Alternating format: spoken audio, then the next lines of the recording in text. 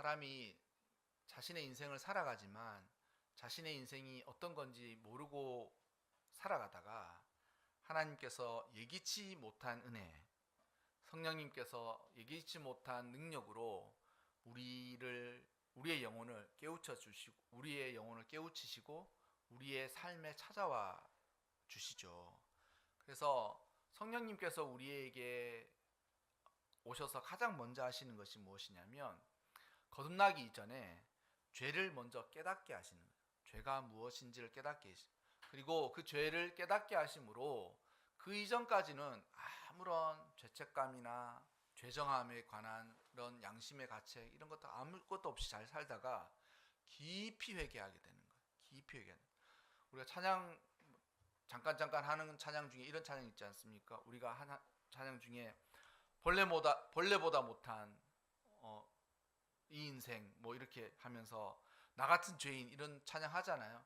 근데 그런 찬양들이 그냥 뭐 이런 비유이지 않겠냐 뭐 이렇게 생각하는데 정말 은혜 받고 나서 그 깨달은 바가 그 찬양이에요. 그 이전까지는 내가 뭐 사람을 죽였나 항상 말하잖아. 사람을 죽였나 내가 뭐 도둑질을 했나 나는 아무 뭐 문제 안 하고 다른 사람을 해끼치지 않고 잘 살았다라고 생각하는 것이 죄인들의 생각들이란 거예요. 그러니까 죄랑은 아무 상관없이 살아가면서 지금까지도 잘 살아왔는데 갑자기 하나님의 은혜를 딱 받고 나니까 우리의 마음에 그동안 죽어있던 영혼이 깨어나면서 그동안 깨닫지 못했던 지각이 열리고 사실과 상황과 형편과 처지와 그리고 자기가 속한 모든 것들이 다르게 보이는 거예요. 은혜 받기 전날이랑 은혜 받고 난 그 다음 날은 세상은 아무것도 달라진 게 없어요.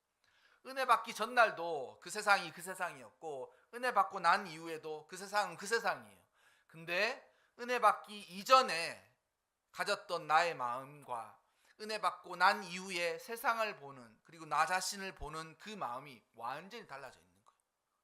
예전에는 내가 예전에는 세상이 다 썩었고 세상은 잘못되어 있고 그 세상 가운데 나는 정직하고 바람직하고 나는 합당하게 잘 살았다라고 생각하는데 이게 은혜를 받고 난 이후에 세상이 썩었다라고 하는 그 사실에 대해서는 변함이 없지만 그 변화된 게 뭐냐면 나도 그 세상에 속해서 똑같은 인생이었구나라고 깨닫게 되는 거예요. 그리고 그러한 인생을 하나님이 그럼에도 불구하고 지극히 사랑해 주신다는 그 은혜의 마음으로 세상이 완전히 달라 보이는 거예요. 하나님 나를 그렇게 사랑하시는구나.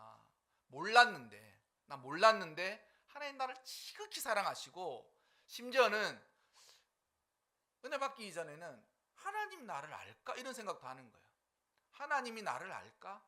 그리고 하나님이 나를 아시면 왜 내 뜻대로 인생을 이렇게 잘 풀어주지 아니하시고 내 마음대로 인생이 쫙 이렇게 달라지지 않으면서 이렇게 저렇게 힘들고 어려운 세상 가운데서 어찌할 수 없이 살아갈 수 있게 하는 건가라고 의문을 가지는데 은혜 받고 나면 그런 하나님의 깊으신 뜻들이 있구나. 그러면서 하나님의 은혜가 마음으로 확 들어와서 하나님 나를 진짜 사랑하시는구나. 그리고 그 진짜 사랑하시는 그 사랑의 담대함이 세상을 보는 태도와 자세에서 달라지는 거예요. 그 이전에는 세상이 이러면 어떡할까 저러면 어떡할까. 그래서 우리가 보험 드는 거 아니에요?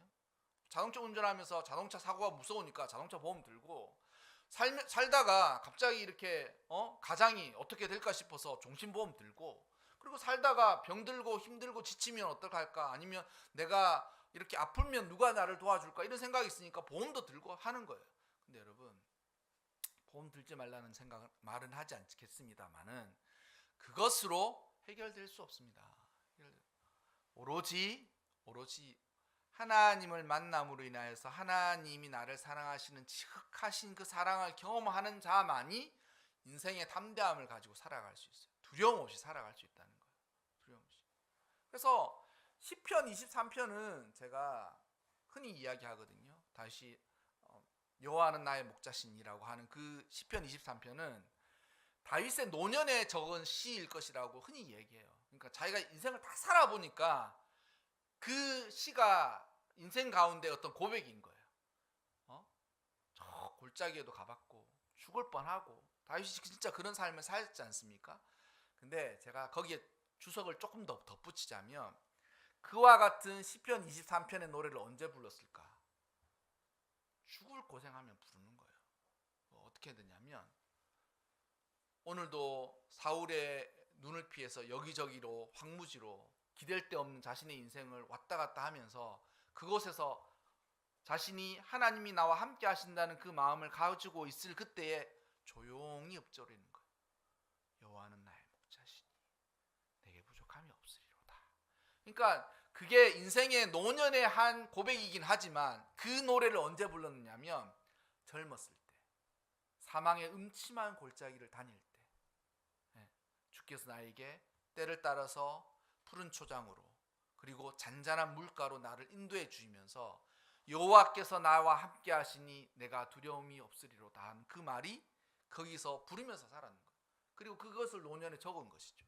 그러니까 젊은 시절에 이 하나님의 은혜와 이 그 사랑을 못하는 사람은 노년에도 그 노래를 부를 수 없어요. 노년이 되면 이제 더 두려운데. 노년이 되면 더 두렵지 않습니까? 젊었을 때는 힘이라도 있었지. 그러니까 노년이 되면 흔히 자식들도 말 안 듣는 거예요. 자식들이 힘이 있었을 때는 아직까지 저도 힘이 있거든요. 엄마 아빠가 애들한테 뭐라 하면 애들이 말을 잘 듣는 거예요. 용돈 안 준다.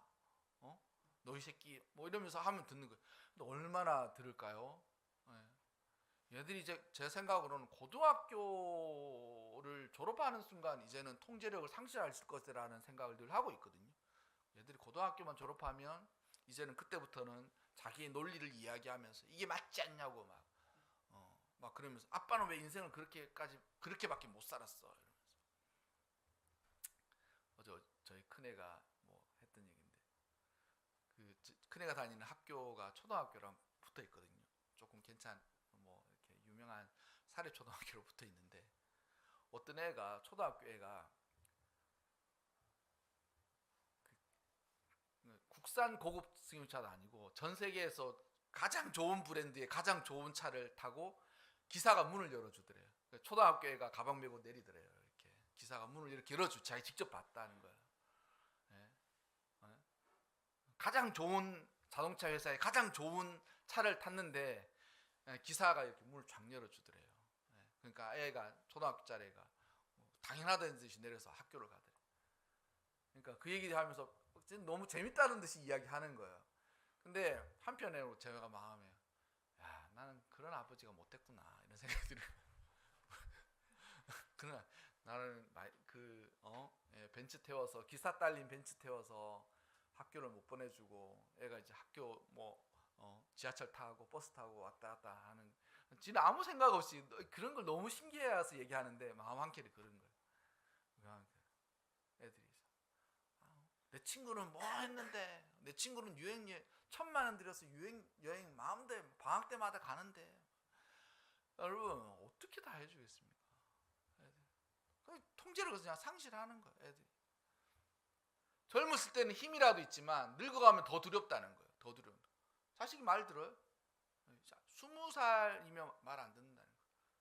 꼰대 같은 이야기라고 생각하고 이제는 지 인생이 맞다고 얘기하고 뭐 그렇게 살아가는 거예요. 그러니까 젊은 시절에 우리가 하나님에 대한 이 깊으신 사랑과 은혜를 못 경험하면 인생은 살아가면 살아갈수록 불안과 두려움, 담대함을 다 잃어버려요. 걱정거리가 너무 많은데 어떻게 하지? 어떻게 되지? 이런 생각들을 더 많이 하는데요. 네? 더 많이 하는데요.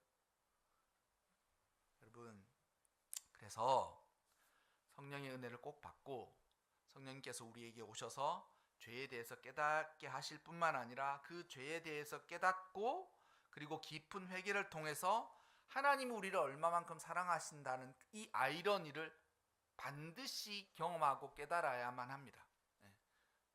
사랑하면 다 사랑하는 게 아니라 하나님께서 회개하게 하시고 자신의 존재가 얼마나 하찮고 정말 벌레만도 못한 죄인이라는 것을 깨닫고 난 이후에 이 벌레만도 못한 이 나를 하나님이 얼마나 귀히 여기시는 건가를 깨닫게 하셔서 우리의 인생을 담대하게 살아갈 수 있도록 해주시는 이 하나님의 말씀, 이 복음의 근간을 잘 깨닫고 받으셨으면 좋겠습니다. 그래서 저는 구원은 어설픈 구원이나 값싼 구원으로 말을 함부로 올려서는 안 됩니다. 그래서 이게 왜냐면, 그러니까 교회 안에서 구원받았다라고 말하는, 그러니까 우리의 구원의 확신이 있습니까? 이런 얘기를 잘 하잖아요. 그럼 제가 평생에 살면서 그런 사람 거의 못 만나봐요.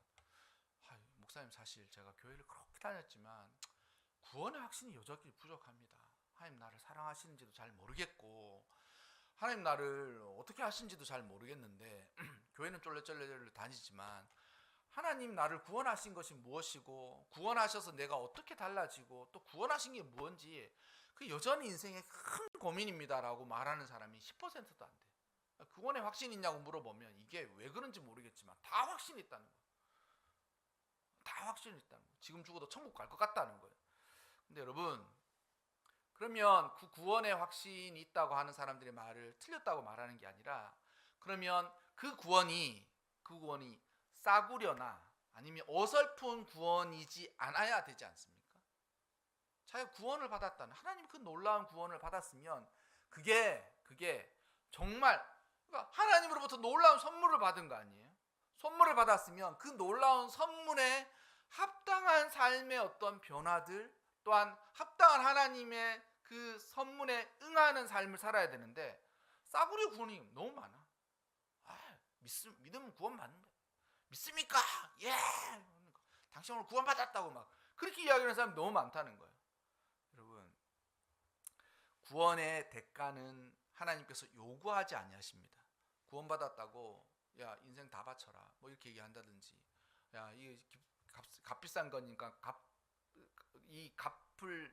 값에 대한 응당한 가치들을 치르라고 얘기하지 아니하시지만, 그렇다고 해서 구원이 하나님이 주시는 대가 없는 선물이며 은혜의 선물이라고 해서 그게 값싼 것처럼 취급하거나 마치 어설픈 구원도 괜찮은 것처럼 취급하면 안 된다는 거예요. 그러니까 제가 목회하면서 제가 전에도 한번 여러 번 말씀드리는데, 내가 함께하는 성도들의 구원에 관해서는 의심하고 의심한다는 게 아니라 그 구원에 관해서 정확하고 명확하게 가르칠 뿐만 아니라 그의 구원이 온전한 구원으로 이루어질 때까지 이걸 놓치지 않겠다고 생각해요. 놓치지 않겠다. 교회 와서 제자훈련 좀 받고 뭐 새신자반, 성장반, 확신반 막 이러면서 하면서 그거 하면 다 구원된 것처럼 절대 생각하지 않고, 정말 하나님께서 요구하시는 그 구원의 온전함을 위해서 달려가겠다라고 교회 개척할 때 마음을 딱 먹었어요. 그래서 제가 나중에도 오래 됐어도 구원에 관해서 틈틈이 확인하고 가르치고 그렇게 할 거라고 생각해요. 그러니까 여러분들도 저랑 목회에 함께 이 목양행을 따라서 함께 하려고 하시면 내가 받은 구원과 나에게 하나님께서 베푸신 그 은혜가 무엇인지를 진지하고도 명확하고 분명하게 깨닫고 살아가야 돼. 이게 살아가지 않으면 그냥 인생을 살아가는 것이 아니라 어느 순간 불현듯이 자신의 삶에 큰 어려움을 만납니다. 잘못된다는 말이 아니라 구원받지 않고 인생을 살아가는 그 인생이 어떻게 잘 살아갈 수 있겠습니까? 꼭 이 예수 그리스도와 그의 복음을 듣고 그의 복음으로 인하여서 하나님의 놀라운 은혜의 성령의 은혜를 받고 그것으로 이루어진 구원이 무엇인지를 꼭 깨닫고 확인하시기 바랍니다. 하나님 나를 구원하셨나? 하나님 나에게 삶을 구원하셨다면 칼빈의 말처럼 자신의 삶을 돌아보면 되거든요. 하나님 나를 정하셨냐? 나를 구원하시기로 정하셨냐? 또한 하나님께서 나를 구원하도록 예정하셨냐를 보면 삶을 거꾸로 돌아보면 되는 거예요. 자기가 어떻게 거꾸로 돌아보면 삶 가운데 하나님의 인도와 섭리가 분명한, 하나님의 특별한 섭리들이 있는 것들을 보고 하나님 그렇게 역사하셨구나. 그때 하나님 나가 잘못 판단할 뻔했던 것을 이렇게 인도하셨구나. 그걸 보면 확신할 수 있는 거예요. 믿습니다 한다고 구원이 되는 게 아니고 꼭 확인하시기를 바랍니다. 죄인은 자신이 죄인인지도 모르고 인생이 죄 가운데 빠져 있는지도 모르고 그리고 인생을 살아가는 것이 죄인이에요. 근데 죄에 빠져서 죄가 무엇인지도 모르고 죄인인 것을 인정하지도 않고 살아가는데 그 사람은 죄 아래서 벗어나 보겠다고 발버둥 치는 게 인간이. 제가 깨달은 바 그래요. 죄인은 자기가 죄인인지 몰라. 교회 와서 항상 듣기 싫은 말이 너 죄인이라는 걸 깨달으라는 거예요. 그 듣기 싫거든요. 근데 그 사람이 자기가 죄인인지도 모르고 죄에 빠져서 살아가. 근데 잘 삶을 보면 죄에서 벗어나려고 발버둥을 쳐. 죄에서 벗어나려고. 우리가 인생이 그렇다는 거예요. 인생이. 여러분 절대 벗어날 수 없습니다. 죽음의 그 능력 아래서 벗어날 수 있는 유일한 길은 예수 그리스도밖에 없는 거예요. 예수 그리스도. 사람이 예레미야 17장 6절에 보면 17장 9절에 보면 만물보다 거짓되고 심히 부패한 것이 사람의 마음이라 누가 능히 이를 알리요마는 이렇게 얘기하거든요. 사람 마음이 가장 더러워 이렇게 이야기하는 거예요. 예레미야 선지자가 세상에 더러운 것 중에 가장 더러운 것 사람의 마음이야. 왜 이렇게 이야기하느냐면 사람이 범죄하여서 세상이 죄에 빠졌다라고 돼 있어요. 그리고 그 사람이 범죄한 그 영향력 때문에 온 세상에 죄의 영향력이 미치지 않은 것이 없게 되었다라고 하는데 여러분 흔히 이야기하잖아요. 우리가 짐승들 이렇게 얘기하잖아요. 짐승들. 그러니까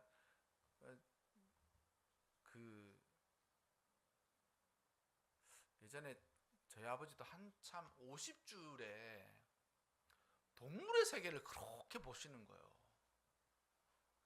근데 그 시간이 제가 좀 좋아하는 프로랑 항상 이렇게 시간이 딱 겹쳐 있는 거예요. 지금 같으면 TV가 2대니까 야 너 밖에 나가서 봐라 이렇게 하든지 아버지 비해서 내가 안으로 들어가서 봐는데 그때는 뭐 TV 한 대니까 아버지 항상 동물의 세계를 틀어놓고 계시는 거예요. 나 채널을 돌리고 싶은데 아버지가 모르다가 제가 이제 50대에 가거든요. 그러니까 50대 가면서 동물의 세계가 그렇게 재밌는 거예요. 왜 재밌냐면 너무 신비로워. 아름답기도 하고. 그리고 세상 복잡한 것들 중에 뭐랄까요? 그러니까 진리는 아니지만 질서를 따르고 또 그 질서 아래서 순응하면서 살아가면서 자신들의 삶을 그렇게 꾸려가는 게 이게 나이가 들면서 아름다워 보이는 거예요. 아름다워 보이는. 근데 사람들이 항상 그러거든요. 동물의 세계가 어떠냐? 적자생존 약육강식이라고 그러잖아요. 그러니까 제일 센 놈만 살아남는 거야. 제일 센 놈만 살아남고 상황과 형편에 적응하는 것들만 살아남는 거야.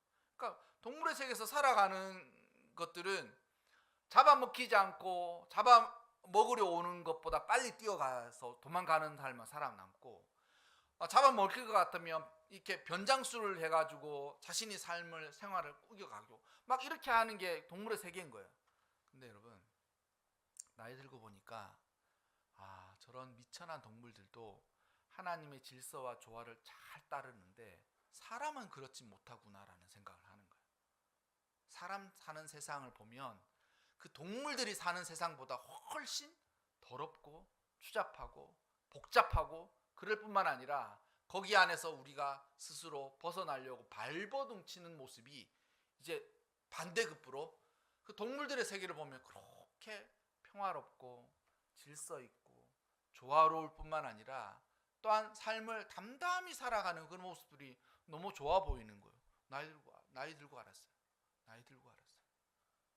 저 동물이 사는 세상보다 내가 사는 세상이 더 냉혹하고 얄짤없고 불안하고 답답하고 그런 세상을 살아가는구나. 그걸 제가 나이 들고 깨닫는 거예요. 성경 말씀이 맞는 거예요. 세상에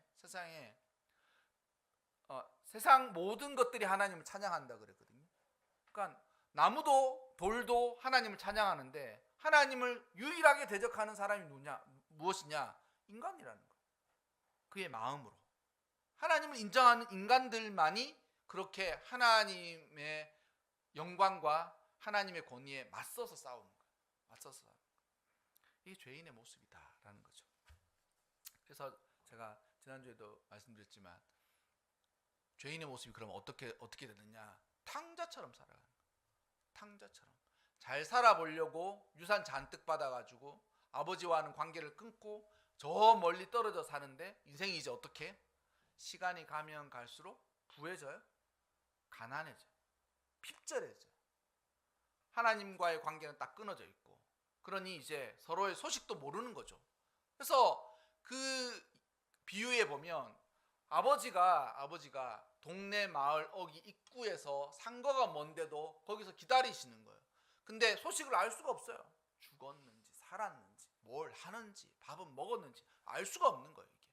근데 우리의 모습이 그래요. 죄인인 우리의 모습이 그와 같이 하나님으로부터 완전히 탁 끊어지면 어떻게 된다고요? 요한복음에서 말한 것처럼 가지가 끊어지는 그 순간 마르기 시작하고 마른 가지는 모두 심판하실, 불에 던질 거라고 심판하실. 인생이 그와 같은 거예요. 그래서 교제가 끊어진 그 인생을 우리 모두가 살아가는 것이 우리가 예수님 만나기 이전에 살았던 삶입니다. 발버둥 치는 거예요. 자신의 힘으로 살아보겠다고 막 살아보고. 여러분, 제가 은혜 받고 깨닫고 보니까 그렇더라고요. 내가 왜 그랬지? 그러니까 내가 왜 그렇게 열심히 살려고 발버둥 치고 노력하고 내가 나의 삶을, 그렇다고 인생을 그냥 산 거 아니거든요. 좀 돈이 없었으니까 진짜 돈 한번 실컷 벌어보고 싶다. 가난해서 벗어나고 싶다. 그리고 왜 이렇게 삶이 힘들고 팍팍한가, 어렵냐, 막 그런 생각들을 늘 하면서 살았거든요. 근데 그렇게 은혜를 받고 나니까 그게 내가 살았던 모든 삶은 나를 위한 삶이었어요. 내가 하고 싶은 대로 살았던 것 같아요. 돈이 없으니까 돈을 많이 벌어서 부자가 되고 싶은 삶을 살았고, 내가 너무 없이 살다 보니 내 자신을 위해서 높고 위대하고 유명한 사람이 되고 싶었고, 내가 마음이 답답하니 내가 편안하고 이렇게 내가 편안하고 안정되고 싶은 삶을 나를 위해서 살았던 거예요. 그래서 하나님 만나지 않는 모든 인생이 살아가는 삶이 뭐냐면 육신의 정욕과 안목의 정욕과 이생의 자랑을 위해서 살아가요. 여러분도 한번 생각해 보세요. 내가 왜 그랬지? 내가 왜 그렇게 살았지? 다 자기를 위해서 사는 거예요. 다 자기가. 심지어는 자식 키워도 자식을 왜 그렇게 닥달하고 막 들들 볶다시피 하고 막 그 아이들 잘 되라고 하는 거짓말이에요. 그 거짓말이라고. 아이들 잘 되라고 하는 그거 거짓말이에요. 자기를 속이는 거예요. 잘된 아이를 둔 자기가 되고 싶은 거예요.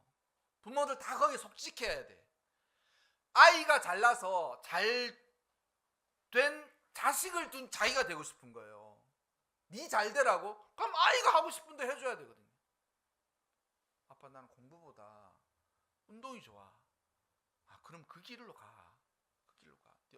보니까 넌 운동해도 괜찮을 것 같아. 손흥민처럼 목표를 향해서 살다가 손흥민이 안 되면 뭐 국가대표로 또 하다가, 국가대표도 안 하면 도대표 하다가, 그것도 안 되면 이렇게 방과후 선생님 하면 되잖아. 그렇게 생각이 드냐고. 절대 그렇게 들지 않습니다. 손흥민처럼 될 거 아니면 하지도 마. 왜 그래요? 자기 자신인데. 자식을 키워도 그 자식이 나의 소유라고 생각하는 거예요. 그래서 하나님 없이 살아가는 모든 인생이 살아가는 삶의 목표는 뭐냐면 육신의 정욕, 좋은 거 먹고 좋은 차 타고 넓은 집에서 마음껏 살고, 안목의 정욕, 멋진 거 보고 멋진 거 느끼고 여행 다니고 때때로 호의호식하면서 이생에 자랑하고 싶은 거예요. 봐, 나 해냈어. 봐, 난 했다. 이거 하고 살아가고 싶은 게 인생의 목표입니다. 그러니까 삶을 잘 돌아보라는, 깨닫지 못하고 살아갔을 때는 못 얻다가 하나님 딱 깨우치시면, 그래, 나도 그렇게 살았구나. 돈 많이 벌고 유명한 사람 되고 남들처럼 떵떵거리면서 살아가고 싶은 것이 나의 인생에 내가 달려간 삶의 목표였고 모습이었다라고 부정할 수가 없는 거예요. 부정할 수가 없는 거예요. 여러분, 이와 같이 하나님으로부터 교제가 끊어지고 우리가 죄인인 삶을 살아가는 인생 가운데 느끼는 것이 뭐라 그랬습니까? 제가 그래서 늘 인생이 불안하고 초조하고 답답한 거예요. 그 반대가 되지 않고 인생을 살면 살수록 담대하고 인생은 살면 살수록 평안이 넘칠 뿐만 아니라 인생을 살면 살수록 사랑이 계속 중첩되는 삶을 살지 못하고 삶을 살아가면 늘 혼자 있는 것 같은 고독감이 확 밀려오는 거예요. 이렇게 해서 어떡하지? 자꾸 나이 드는데. 저도 자꾸 나이 들거든요. 한 번도 눈이 안 좋은 적이 없었어요. 제 인생을 살면서 한 번도 눈이 안 좋은 적이 없었어요. 한 번도 뭐 안 보이고 잘 보였어요. 정말 안경 안 쓰고도 책 그렇게 많이 봐도 눈 나빠진 적이 없어요. 이제는 침침해요. 근데 이제는 눈뿐만 아니라 모든 몸들이 이제 예전 젊은 때보다 못하거든요. 그럼 이제 벌써 꺾여서 이렇게 내려가는구나 이런 생각이 확 드는 거예요. 그런 삶을 살면서 죄인 인생들이 하나님 없이 살아가는 모든 인생이 어떻게 되겠습니까? 불안하고 누가 나를 지켜주지? 누가 나를 도와주지?